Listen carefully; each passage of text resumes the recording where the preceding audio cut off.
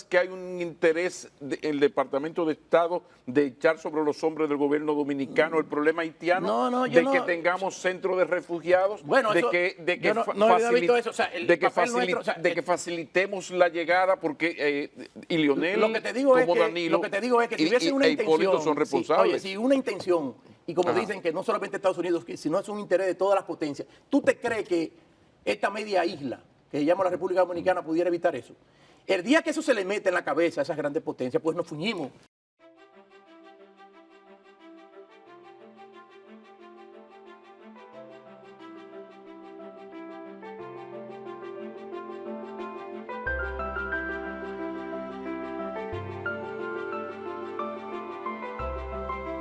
Hola, buenas, muy buenas, bienvenidas, bienvenidos. Esto es McKinney para Colorvisión y para TVX que hay en los Estados Unidos. Ocurrió un proyecto de ley integral sobre trata de personas, explotación y tráfico ilícito de migrantes. Ha disparado todas las alarmas en el país. El debate está planteado. ¿Parte de un plan de fusión de la isla o sencillamente un adecuar el país a convenios que este país soberanamente ha asumido, convenios, pactos que este país ha firmado? Ahí está el meollo del debate. ¿Qué hay detrás, delante y por los lados de este proyecto retirado proyecto de ley integral? Bueno, cuando ocurren estas cosas, la tradición aquí es McKinney. En McKinney es acudir a los que tienen el conocimiento, la experiencia, en fin, los saberes para traernos luz. Por eso está aquí el doctor Olivo Rodríguez Huertas. Mis respetos, señor. Muchas gracias, Pablo. Un honor estar de nuevo aquí en McKinney. ¿Cómo te sientes? Muy bien, contento. Hablemos de esta ley integral sobre trata de personas. Bueno, bienvenido. Lo primero es sentar las bases de dónde viene esto. Por favor. Y no es más que una de las consecuencias de todo el proceso de consolidación que tuvo la globalización a finales, en las últimas 2 décadas sobre todo, del siglo pasado. Una serie, así como se globalizaron muchas cosas, también se globalizó el escenario para el desarrollo de nuevas conductas delictivas a escala planetaria. Es decir, a la par de la globalización también se abrieron nuevas oportunidades para figuras delictivas con las que se generan inmensas cantidades de dinero que pueden ser utilizadas por las mafias, por los grupos organizados que se dedican a esto, a prostituir, a afectar el ambiente institucional, político y social de las naciones. Y por ello, tratándose de conductas delictivas que desbordan los espacios territoriales de los estados, se consideró necesario dotar al mundo de unas herramientas jurídicas internacionales que den cierta homogeneidad a unas conductas que se cometen en cualquier lado de la aldea global con las mismas características. Una de las respuestas que dio la comunidad internacional a ese fenómeno delictivo global fue la Convención de Palermo, la Convención de las Naciones Unidas contra la Delincuencia Organizada Transnacional, que fue suscrita en el mes de diciembre del año 2000. Y esa convención no solamente se limita a establecer los mecanismos para el combate eficaz a estos grupos de delincuencia organizada transnacional, sino que tiene como anexo también combatir determinadas figuras delictivas que ya estaban operando en ese plano. Había estado precedida de la conducta que generó mayor preocupación en el plano internacional en una convención del año 1988, la Convención de Viena sobre el narcotráfico, pero a través de la Convención de Palermo se agregan nuevos tipos delictivos transnacionales. Y esos tipos delictivos transnacionales tienen que ver fundamentalmente con la trata de personas y la trata de migrantes, y el tráfico de migrantes. Y por ello la convención vino acompañada de 2 protocolos que recomiendan por igual entonces a los estados tipificar esas conductas y adoptar un mecanismo tú utilizabas la expresión integral, un mecanismo integral Sí. para afrontar esos problemas, porque no basta con establecer un tipo penal de esas conductas y, bueno, y la posibilidad de su enjuiciamiento y la sanción. Es necesario, por las características de estos fenómenos, bueno, pues adoptar una serie de medidas de acompañamiento y poner en el centro a seres humanos, a personas que son las afectadas por esas conductas delictivas transnacionales. Lo que está en juego con este tipo de cosas es la dignidad humana, es los valores civilizatorios. Sin dignidad humana, ¿para qué existir civilizaciones? Y ese debe ser el centro y el norte de todas las políticas públicas, allí donde haya personas. Y las personas, que yo sepa, todavía seguimos habitando aquí, claro, en este escenario. Sobre todo que somos un país, Pablo, en los cuales somos una de las nacionalidades que son más víctimas a nivel internacional de la trata de personas. Es decir, muchas mujeres dominicanas, sobre todo, son víctimas del tráfico de personas, de tráfico de órganos humanos y afectan notoriamente a las mismas en otras latitudes. Y por ello, entonces, estas leyes vienen a dar respuesta a esos fenómenos. Sin embargo, hay una gran preocupación porque la República Dominicana es un país sui generis en este tema de compartir una isla con el país más pobre del hemisferio. Entonces, en esa ley habría que ver si está bien delimitada y si la rabalización institucional de este país va a permitir separar bien entre el señor inmigrante ilegal, del señor víctima de la trata de blancas, porque aquí tenemos gobiernos que se niegan a organizar la migración, a aplicar el código laboral, la misma ley de migración, acabar con las mafias consulares, que un trabajo en el listín la puso en evidencia, a las mafias cívico-militares que traen esos migrantes.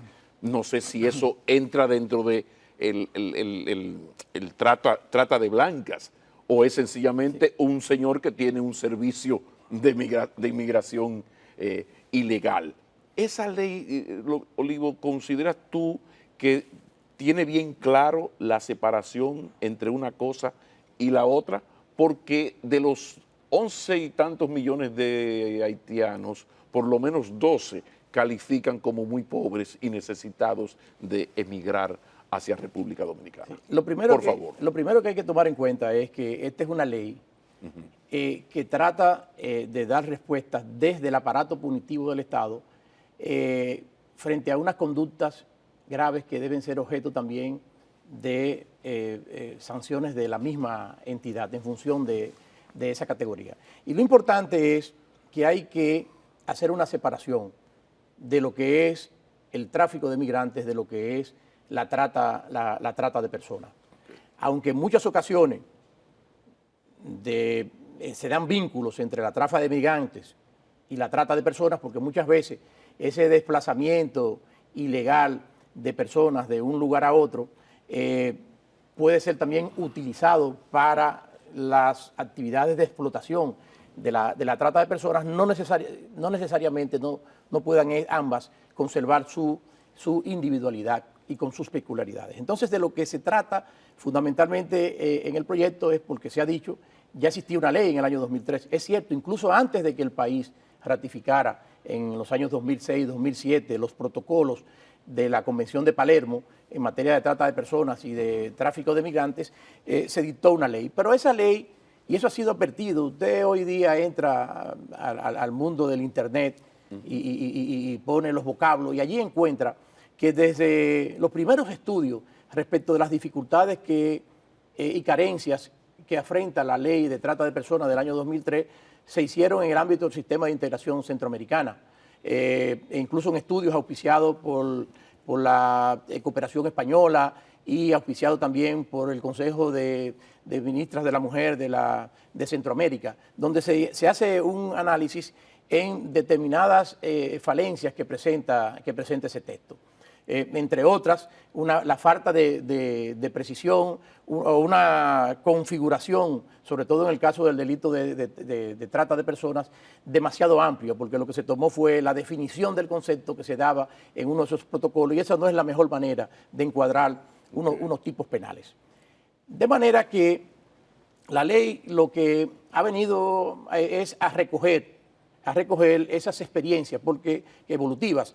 A la par, en la evolución que ha tenido este fenómeno en los últimos 20 años, hay una serie de conductas que han ido quedando asociadas en la trata de personas y que ameritan también la incorporación de esas conductas en que se deriva también la trata de personas dentro de las tipificaciones penales a fin de asegurar esas condenas. Entonces, tráfico de migrantes, tráfico de la trata de personas, insisto, son dos figuras que hay que verlas dentro de un espacio separado. Y a mí me apena mucho porque lo que procuran unas y otras es reprimir conducta. En el tráfico de personas, en el tráfico de migrantes, perdón, lo que fundamentalmente se tiene por objeto es darle una respuesta a la burla de la introducción de manera ilegal en nuestro país por parte de mafias organizadas de personas de otra nacionalidad. Allí lo que se busca es entonces condenar a esas personas, a esos traficantes. En el caso de la trata de personas, hay un tema ya más sensible, que es el problema de la dignidad humana. Porque allí, en el tráfico de migrantes, el migrante que se traslada de manera ilegal, consciente de manera voluntaria en el delito. En el caso de la trata de personas, la persona no consciente, la persona es víctima en todo caso del engaño, de la manipulación, en otros casos de la coacción. Y esto afecta fundamentalmente a un colectivo muy amplio de mujeres y de niñas. Y lo que procura el Estado, lo que tiene la obligación el Estado es de dar respuesta a ese fenómeno de una manera integral. Y la integralidad conlleva una serie de medidas que no solamente aseguren el éxito de los procesos penales, porque se necesita a las víctimas para asegurar las condenas en los procesos penales. No solamente eso, sino para ayudar a mitigar el efecto terrible que estas conductas producen sobre unos colectivos más disminuidos como son las mujeres y los niños. De todas maneras, la preocupación es muy alta, porque un Estado que ha sido incapaz de frenar mafias en sus consulados o mafias cívico-militares, donde participan funcionarios de cuarta o quinta categoría, pero funcionarios al fin, para frenar la parte de la inmigración ilegal, a ver si tendrá posibilidad de separar, primero de separarlo y luego de actuar ya contra lo de la trata. Tenemos que ir a una pausa. Cuando regresemos, el tema es tan candente que debemos continuar con él. Ya regresamos.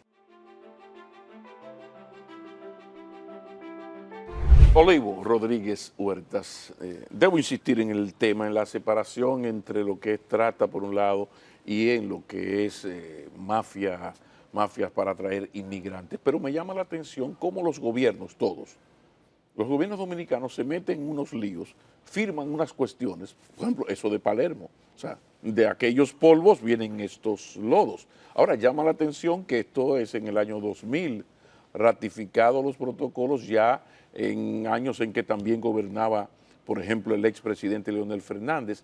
¿Por qué hay esa asintonía entre lo que yo firmé, lo que es la realpolitik y luego mi reacción como líder opositor? Porque en el caso de Fernández hay una actitud que uno no entiende, porque ignorancia no hay.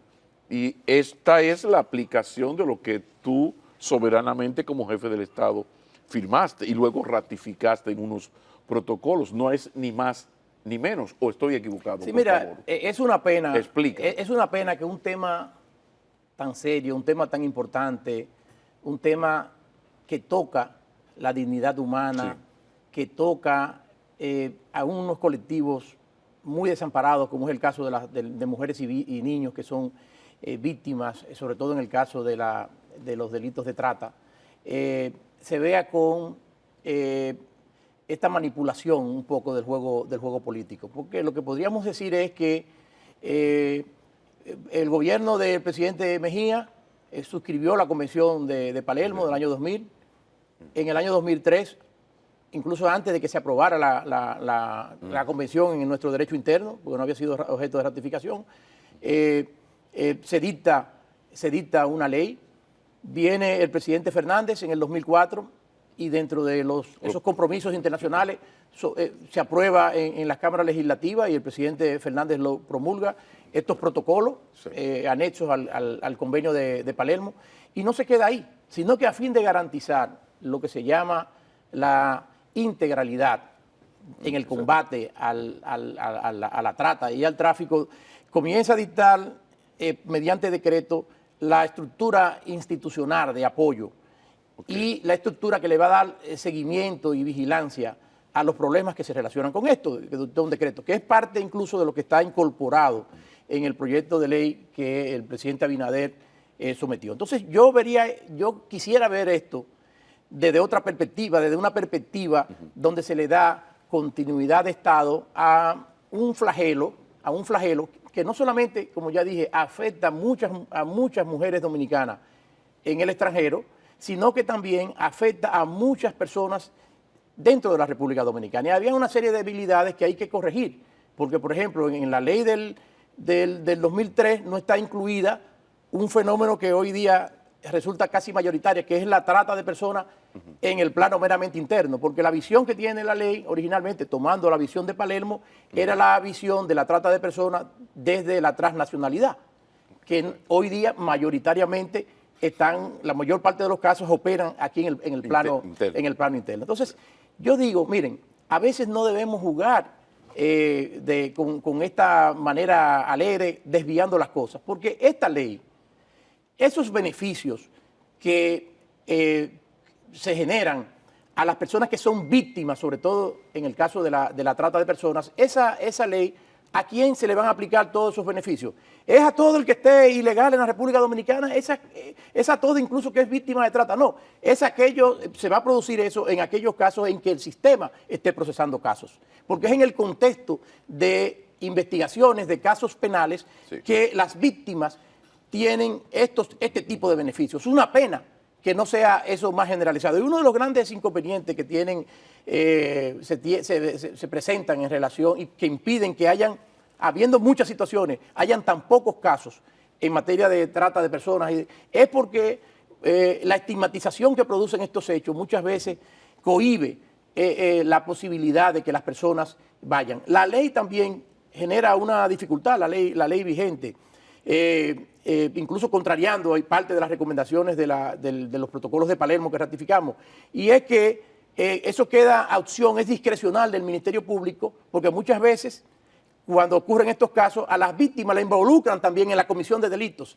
y la manera de librarse de los mismos queda a la discrecionalidad. Entonces la gente que es víctima de eso no se anima a producir esas denuncias. Entonces existe la necesidad, y eso se viene estudiando incluso desde antes de la llegada de la presente administración, de hacer esa modificación en el marco de ese Consejo Interinstitucional que creó el presidente Fernández como una forma de garantizar la integralidad del sistema de lucha contra la trata de personas y el tráfico de migrantes. A mí lo que me preocupa mucho, Pablo, y eso sí quiero decirlo con toda responsabilidad, es que este tema que comenzamos a decir, bueno, pero es que nosotros tenemos que tener cuidado, no es lo mismo hacer una ley en un país que está dentro de territorio continental que en una isla donde hay solamente dos países. De lo que estamos diciendo es entonces que respecto a las personas, que frente a Dios somos personas, respecto a la dignidad humana, hay que descomponerla en función de quién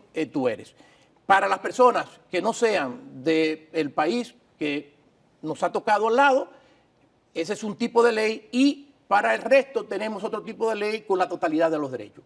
Y cuando yo escucho a personas de la categoría del presidente Fernández con el mismo, cuando escucho a un futuro presidente en cierne, mi amigo Vinicio Castillo Semán, también... Senador, no, candidato a senador. Ya eso de senador realmente... Candidato a senador. Le queda corto. Realmente ya Vini ha desarrollado unas cualidades... Yo he dicho... ¿Tú le ves posibilidades presidenciales? Sí, claro, ¿no? El 28 no está tan lejos. Pero está ahí, o sea, de hecho manifesté un Twitter en estos días que él cogobierna, es decir, han habido actuaciones de él de Twitter que generan acciones de gobierno. Entonces, él ya tiene toda la experiencia. Ahora, ¿qué es lo que yo digo? ¿Qué es lo que me apena? Que esa visión que tiene mi amigo el presidente Fernández, que tiene mi amigo Vinicio Castillo Semán, son visiones idénticas a las esgrimidas por la dictadura trujillista cuando sometió en el año 1939 la ley de inmigración. El entonces presidente Jacinto Peinado decía esto. Jacinto Padre. Jacinto Padre. Yo quiero leerles esto, por favor, porque el país debe saber. Decía, como la política migratoria del gobierno debe propender principalmente al aumento gradual de la población de la República, ofreciendo todo género de facilidades a los inmigrantes deseables e imponiendo restricciones a los indeseables, se ha establecido como principio básico para la admisión de extranjeros en el territorio dominicano que sean predominantemente de origen caucásico o de las razas autóctonas de América. De ese modo, aunque tácitamente quede establecida una discriminación contra las razas indeseables, sean de origen africano o asiático, no se extiende a los nacionales de los países del Nuevo Mundo que son similares al nuestro desde el punto de vista étnico. Entonces, cuando yo escucho eso, yo digo, pero por Dios, ¿cómo es que estamos pensando? Es decir, nos estamos retrotrayendo a etapas que generaron mucha lágrima, que generaron mucho dolor para la humanidad. Y estas visiones neonazistas o neotrujillistas que sean asumidas por líderes de la estatura del presidente Fernández o por futuros líderes de esta nación como Vinicio Castillo Semán, resulta altamente preocupante. Sí. Y ver esto desde esa perspectiva realmente se lleva todo por delante. Se lleva el concepto de persona, la centralidad de la persona, el respeto de la dignidad humana, que es el fundamento de nuestra Constitución. Sí. Entonces, sobre todo cuando se utiliza eso con todo ese ejército de mentiras. Lo que ha pasado con este proyecto de ley es lo mismo que pasó para obstaculizar el trámite de aprobación del acuerdo del preclearance con los Estados Unidos, porque mencionaba los protocolos en términos de refugiados. Obviamente, ¿dónde se va a aplicar eso? Bueno, una persona llega a la zona de preclearance delimitada en el mismo y esas reglas aplicarían exclusivamente ahí. Ahora, ¿cuánta gente va a ir una persona que tenga un visado norteamericano que se exige para llegar a esa zona de preclearance? ¿Va a ir esa persona a utilizar un país, si tiene su visado para irse de cualquier lado, utilizar el puente de la República Dominicana? No. Entonces se habla mentira. Como se habla mentira de que todos esos derechos de las víctimas son de las víctimas de los casos que están procesados en el sistema penal, que lo están poniendo. No, esto se aplica a todos los inmigrantes ilegales que están aquí y este es el instrumento que finalmente consagra la fusión de la República Dominicana y de Haití. No, aquí de lo que se trata es que existen estas conductas, son conductas deleznables totalmente, sí, que afectan fundamentalmente a un colectivo como las mujeres y los niños, que lo destroza como seres humanos, que lo destroza en su autoestima, y a los cuales el Estado Dominicano, al margen de que no existieran obligaciones en el campo internacional, sí, el Estado Dominicano, si es un Estado civilizado, tiene que dar respuesta a estas situaciones con esa integralidad que resulta propio para estos fenómenos delictivos. O sea, Olivo, que tú no ves ninguna relación entre esta realidad de este proyecto de ley y el interés, el demostrado interés de la comunidad internacional con los Estados Unidos adelante, de que la República Dominicana se haga cargo de los problemas de Haití. Después de la pausa, quiero tu respuesta. Ya regresamos. Olivo, ¿hasta qué punto lo que existe de parte tanto del presidente Fernández como uno de sus asesores en este tema, que es Vinicio Castillo Semán, hasta qué punto lo que hay es una preocupación de que el país, por la debilidad institucional a la que yo me refería ahorita, pues esto se utilice como instrumento para acelerar el proceso de fusión de la isla, que es un viejo argumento de Castillo? Mira, es un viejo argumento y yo defendiendo a mi amigo. Lo he tipificado como el cuco. Es decir, en una ocasión, y en mi blog está, sí, sobre el origen del cuco de la invasión. Y yo demuestro ahí cómo desde los 60, en los 60, en los 70, en los 80, en los 90, y ya en lo que va de este siglo, ese es un discurso permanente, que a veces yo me he preguntado, si están pasando para acá desde el 60, ¿cuántos son? cuántos son que ya no han llenado totalmente nuestro espacio. A mí me preocupa mucho, no me preocupa, me apena un tanto la posición del presidente Fernández. Yo creo que, por ejemplo, el presidente Fernández, y eso yo lo viví en tiempos en que yo coordinaba una de las maestrías en el Instituto Global de Altos Estudios en Ciencias Sociales, yo veía ese interés de un encuentro, de diálogo entre dominicanos y haitianos que auspiciaba desde el Liga Global. El presidente Fernández, incluso muchos de mis alumnos en la maestría venían de Haití. A esas clases y se daba un intercambio. Hay que reconocer y recordar aquella actitud sumamente loable del presidente Fernández en la crisis del terremoto de Haití, cómo se desbordó, el papel de Nicolás Calderón con aquellas cocinas móviles que realmente frenó el hambre del pueblo haitiano. Es decir, una persona con una visión realmente de solidaridad con Haití, comienza ahora, sobre todo porque él ha observado, él tiene interés en volver a ser presidente, y él ha observado un desplazamiento enorme de la sociedad dominicana, por las razones que sean. Se ha infiltrado una especie de casi de miedo, de temor colectivo, aupado ahora esto y acelerado por el tema de las reglas, de que es inminente ya la desaparición del Estado dominicano, la fusión con Haití, y que hay una actitud internacional en ese sentido, y el presidente Fernández ha corrido hacia ahí. Incluso también el propio presidente Abinader, que tenía en tiempos de campaña, tenía unas posiciones bastante liberales con estos temas, con críticas muy puntuales. El propio presidente Abinader, en este tema, como en otros, como el tema de las 3 causales, pues han ido retrocediendo. Entonces, lo que estamos viendo de mi querido amigo Abel, bueno, pues Abel siempre ha dicho eso. Entonces, no, es el más coherente. Abel es el más coherente. No ha votado en ese sentido. Entonces, estamos viendo que en temas que son muy serios, en temas que debieran estar apartados de ese debate, de debate diario, entonces todo el mundo ha ido a disputarse ese pastel de esa masa inmensa de dominicanos que está tomado con un miedo total y absoluto de una fusión que ve inminente. Entonces, ese tipo de cosas también de salir, de que hay una mala intención de Estados Unidos. Mira, yo reivindico mucho la solidaridad de los Estados Unidos con la República Dominicana. En los Estados Unidos residen más de 2 millones de dominicanos que envían 1/3 del ingreso de divisa a este país.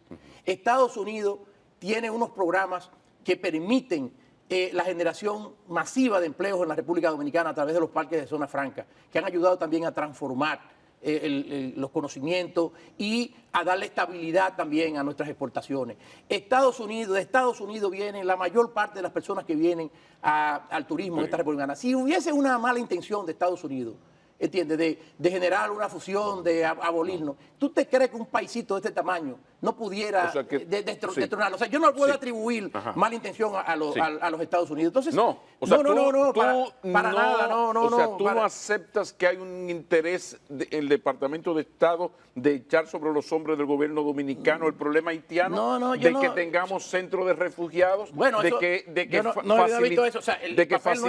que facilitemos la llegada, porque y Lionel, lo que te digo es que si hubiese una intención, son responsables. Si una intención, y como dicen que no solamente Estados Unidos, sino es un interés de todas las potencias, ¿tú te crees que esta media isla, que se llama la República Dominicana, pudiera evitar eso? El día que eso se le mete en la cabeza a esas grandes potencias, pues nos fuñimos. Tan sencillamente nos fuñimos. Ahora, ¿qué es lo que yo te digo? Los mensajes que envían los norteamericanos no van en ese sentido. A mí me parece que no. O sea, yo creo, tú te lees los informes y las recomendaciones que habían es en cuanto a textos muy específicos.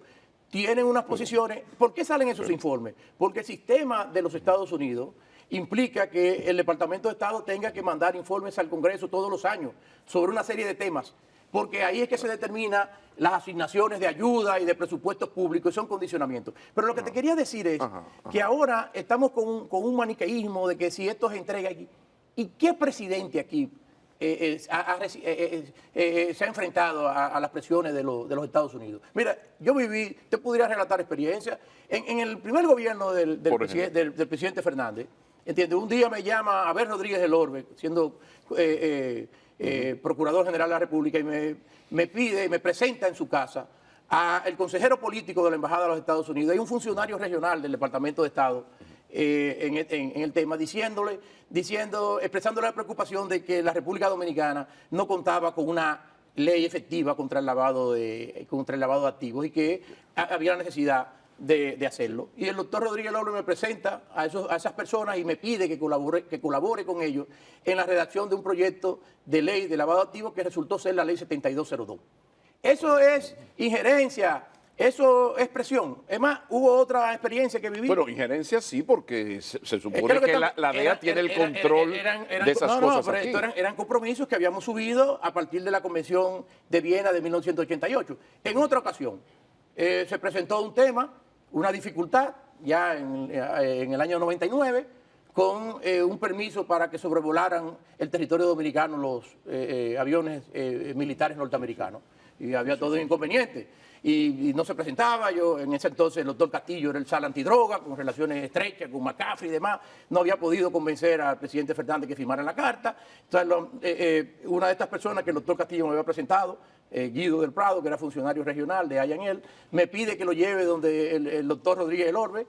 Vamos allá y le pregunta, doctor Rodríguez Lorbe, ¿usted puede decirnos por qué su presidente no tiene la dignidad de decirnos que no? ¿Por qué no firma la carta, papá? No, pero espérese, tranquilo. Y al otro día la carta se firmó. Y luego eso terminó en un desayuno que nos brindó la entonces encargada de negocio, Linda Watt, a las personas que habíamos, de una forma u otra, colaborado con esto para que este pequeño impasse se suscitara. Sí. Ahí estaba el Indaguá, estaba el agregado militar norteamericano, estaba el consejero político de la embajada, estaba el doctor Marino Vinicio Castillo, estaba el almirante Paulino, que era secretario de la Fuerza Armada, Abel Rodríguez Lorbe, y allí la embajadora nos dio las gracias por esa colaboración estrecha. Eso es injerencia. Aquí toda la vida... vienen ahora, que si fue la señora esa que tú dices, que si dijo en el pero palacio. La injerencia es constante. O sea, yo creo que una cosa... perdóname, Olivo. Aquí tenemos, pero Pablo, lo importante es que la gente tiene que estar clara de que la relación que existe con Estados Unidos es una relación muy estrecha y que esto es el pan nuestro de cada día. Pero ponle la categoría, una relación de dependencia donde los norteamericanos tienen ese tratamiento hacia nosotros a partir de ese control que tienen de la economía, de lo político, una especie como de colonia con himno y bandera, pero en los hechos, y tú lo sabes muchísimo mejor que yo, en los hechos lo que ellos ordenan, eso se hace porque, como dijiste hace un momento, es difícil para un presidente hacerse el harakiri, salvo que se llame Juan Emilio Bosch y Gaviño, hacerse el harakiri y decir, vengan, túmbenme. Porque cuando los norteamericanos, bueno, ya que contaste una anécdota, vamos a contar la mía, que la conoce el pueblo dominicano. El señor Pompeo llamó al presidente Medina para decirle lo que le dijo, y la encargada de prensa vocera de la Casa Blanca se encargó de hacer una nota de prensa y mandarla al mundo para que la leyeran los dominicanos de lo que había conversado un ministro, un secretario de Estado con el presidente de la República. Con el presidente de la República. Algo inusitado. No, porque ya había una decisión. El asunto en esto es de qué manera los dominicanos, ante esa dependencia que tenemos de los norteamericanos, podemos mantener una relación de cierta dignidad y que uno no perciba que hay una especie de mandato imperial implacable, que es quizás lo que explica el comportamiento en el pasado y en el presente de los presidentes y expresidentes, que en eso el más coherente ha sido don Hipólito Mejía, el más coherente de todos. La misma ley de trata del año 2003 estuvo precedida también, y eso está ahí. Pero esas son cosas que yo la veo desde otra perspectiva distinta a la tuya. Yo creo que aquí han habido muchos cambios institucionales gracias a esas sugerencias que se han producido. Porque aquí no tuviésemos muchísimos instrumentos si no fueran por ese tipo de cosas. Ahora, es la parte positiva de nuestra condición colonial. O sea, tan indignante es que tiene cosas buenas, porque incluso avances institucionales se han dado por orden. Gran parte de los avances, lo sabes mejor que yo, gran parte de los avances institucionales de la democracia dominicana han tenido la embajada detrás. Y yo por eso digo, yo no puedo partir en una relación con la nación que más ha aportado al desarrollo social y económico de esta nación, verla con una perspectiva de querer aniquilar pura y simplemente su existencia y su soberanía, entendida en el sentido, en el sentido realista de las cosas. Y creo que resulta, Pablo, abusivo el intento que se ha querido hacer desde nuestro amigo Vinicio Castillo. Lo que ha querido hacer es una especie de caricaturización del presidente de la República. Es decir, como que si fuera una persona que vienen los norteamericanos y dice una cosa y dicen, no, se trata de un proyecto que tenía tiempo trabajándose. Y no tenía años trabajándose. No te llama la atención. Tenía años trabajándose. Y no se pueden manipular las cosas para decir que un sistema que está articulado para las víctimas, que son partes de un proceso penal, de una investigación penal, decir que esto es una disposición colectiva, ¿entiende? Cuando esto se sabe que tiene un ámbito y unos límites debidamente trazados. ¿Y no te llama la atención que esté ocurriendo eso con un dirigente como Castillo Semán, que ha mostrado grandes poderes frente al presidente, en el sentido de que el presidente Abinader lo escucha mucho? Eso veo, o sea, él toma, por eso me extraña, él hace sugerencias y se cambian las cosas. Por eso me extraña que lo quiera poner como una persona que no tiene consistencia, una persona que remite al Congreso, algo que cercena la soberanía, que tiene una cláusula para instrumentar la fusión del país, etcétera, etcétera, etcétera. Me parece que no es correcto eso y el país tiene que avanzar y el país tiene que sentarse a reflexionar, Pablo, seriamente sobre una serie de temas, ¿entiendes? Sobre una serie de temas. ¿Qué sociedad queremos? ¿O vamos a volver a tiempos pasados, como los de la era de los deseables y los indeseables? ¿Entiendes? Vamos a desbaratar la mística que debe estar en el centro de la sociedad, que son las personas, que son la dignidad humana. Por eso he insistido mucho en el concepto de dignidad humana. Desde antes de la pandemia yo vengo hablando e insistí cuando llegó la pandemia y nos golpeó de la urgente necesidad de una gran cumbre de los poderes fácticos del país, la cumbre de los presidentes, las 10 familias, la embajada que manda, para llegar a algún tipo de acuerdo para organizar este país, porque ya nos vamos a la pausa, pero es bueno recordar que el proletariado nacional ya es haitiano, legal o ilegal, con o sin documentos, y eso sí que es peligroso. Vámonos a la pausa. Finalmente, Olivo, no existe ninguna posibilidad de esa cumbre de líderes nacionales para un poco sincerizar nuestra relación con los Estados Unidos, la toma de decisiones para salvar el país ante lo que son las imposiciones de la realpolitik. Eso no es posible.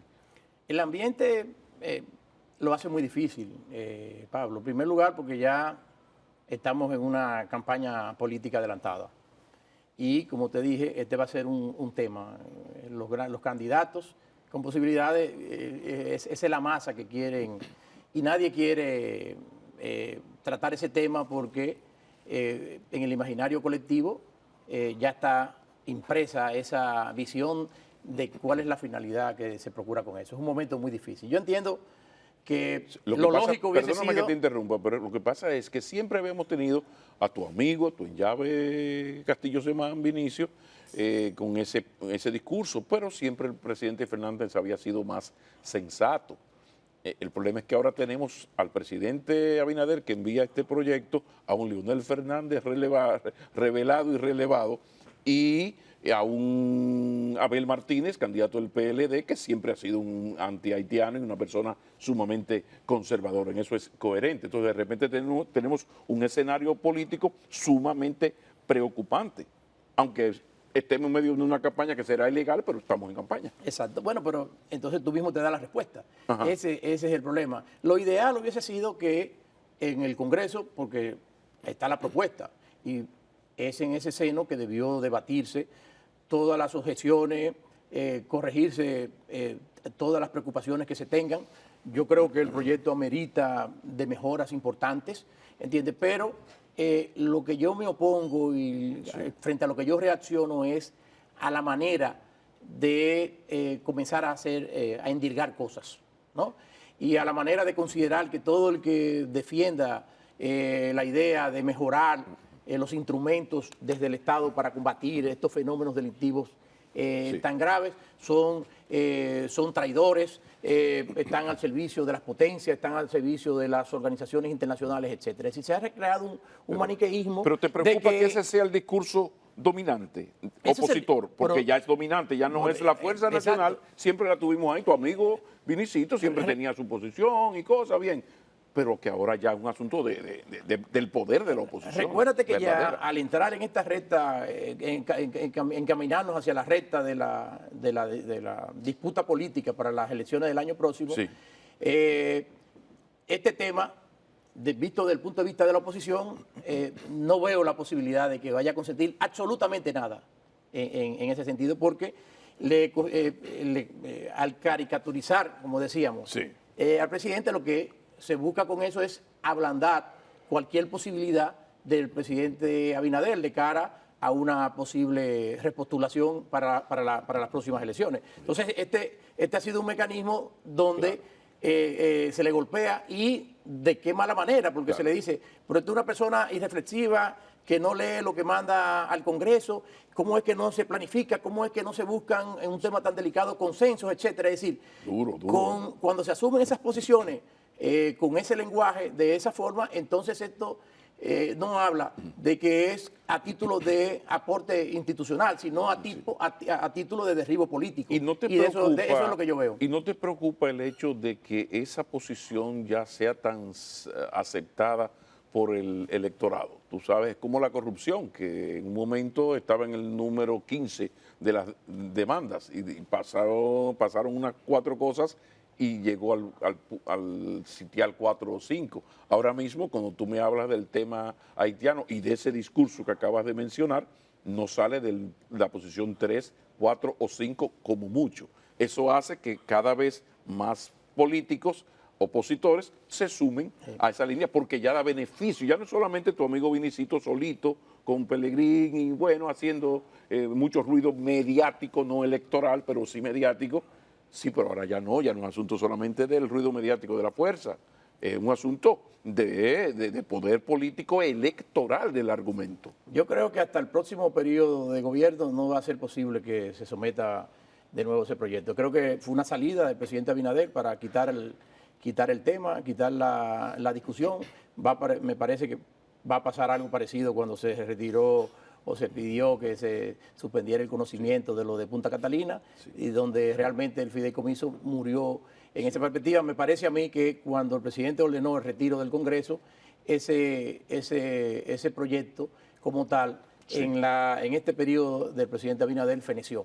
No creo que se vaya a animar, ni creo que políticamente sea recomendable que él se anime, porque obviamente es un tema que, al haber penetrado tanto en la psiquis, repetir y manipular las cosas, se introduce en el cerebro de los vivos de tal forma que uno termina creyendo y aceptando esas visiones que con esos extremos se producen. ¿Tú consideras como yo que el relato de la fusión, de la invasión haitiana, de que la nacionalidad peligra, de que el propio gobierno ahora se está prestando a estas cosas, ese relato tiene mucho más fuerza hoy que hace apenas un par de años? ¿Tú sientes, al igual que yo, tienes esa percepción? Mucha fuerza, y va a ser uno de los temas dominantes de la campaña política que ya se inicia. Muchísimas gracias, profesor. Gracias, Pablo. Muchísimas gracias. Por eso lo invité. No es por la peña ni porque somos amigos. Es sencillamente que es todo un placer uno hablar con quienes tiene las calidades, experiencias, saberes para explicarnos su punto de vista, y un poco desde una visión de mucha reflexión y amor por su país. Olivo Rodríguez Huertas nos ha acompañado. Muchísimas gracias, profesor. Gracias, Pablo. Volveremos a encontrarnos. Sean felices.